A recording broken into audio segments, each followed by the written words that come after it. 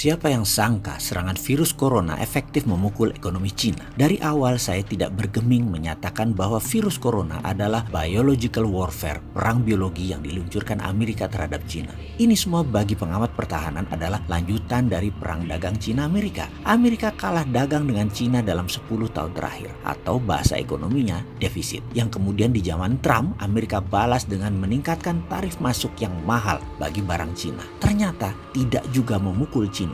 Kemudian Cina melemahkan yuannya sedikit sebagai counternya. Lalu apa yang dilakukan Amerika? US juga melemahkan nilai dolarnya. Namun sekali lagi, itu tidak memukul ekonomi Cina. Lalu dilanjutkan dengan serangan terhadap Huawei yang mau menguasai jaringan 5G. Di mana kalau Cina menguasai 5G, maka berakibat kekuatan ekonomi Amerika berkurang hingga 7% atau lebih dari 900 billion dolar per tahunnya. Apa yang terjadi? Akhirnya Cina mengalah. 5G mulai ketemu titik temunya. Namun masih Amerika versi Trump kurang puas. Trump ingin 2 kali menjadi commander in chief di Amerika. Maka digebrak lagi dengan serangan yang melumpuhkan ekonomi Cina, virus corona. Sebagai catatan, perang dagang adalah awal perang militer. Itu saya ulang berkali-kali. Kalau perang dagang menang, perang militer tidak berlanjut. Namun kalau belum menang-menang juga, pasti diserang lagi. Dan salah satunya adalah coronavirus ini. Ini adalah war tool. Ini adalah alat perang selanjutnya. Sebagai unsur melindungi segenap tumpah darah Indonesia, maka penanganan virus corona di Indonesia seharusnya pemimpinnya, garda terdepannya adalah Kementerian Pertahanan. Di bawahnya, Menteri Luar Negeri, Menteri Dalam Negeri, Menteri Kesehatan, dan Menteri Sosial. Ini harusnya mendapatkan perhatian super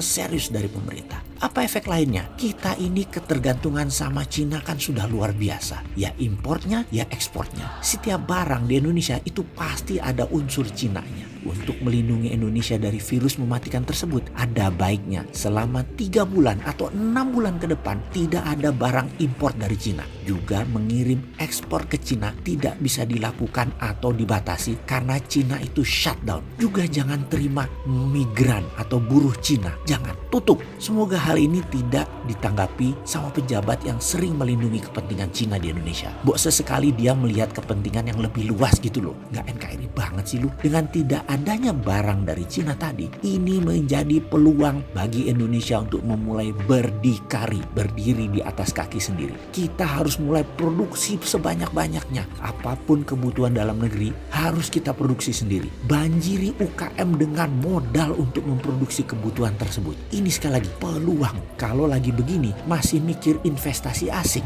masih mengutamakan asing, bilang Indonesia nggak ada modal, nggak punya uang, perlu asing, apalagi asing. Ini yang komentar tidak NKRI banget. Coba sekali lagi kita mau dengar mana suara kalian yang nggak NKRI itu.